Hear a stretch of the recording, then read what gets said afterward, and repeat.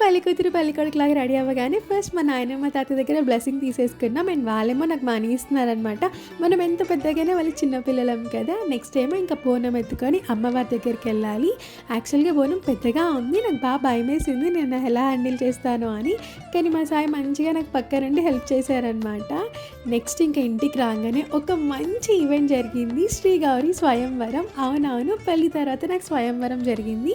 And full vlog Monday upload చేసేస్తా. So పొలిమేర దగ్గర ఉన్న ముత్యాలమ్మ తల్లి టెంపుల్కి వెళ్ళాము. అక్కడ ఇంకా బోనం అప్ప చెప్పామన్నమాట అమ్మవారికి.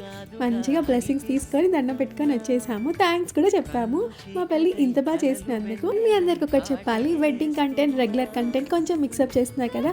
కంప్లీట్గా వెడ్డింగ్ కంటెంట్ పెట్టినా మీకు కూడా బోర్ కొట్టొద్దని. బట్ త్వరలోనే వెడ్డింగ్ కంటెంట్ అంతా అయిపోతుంది.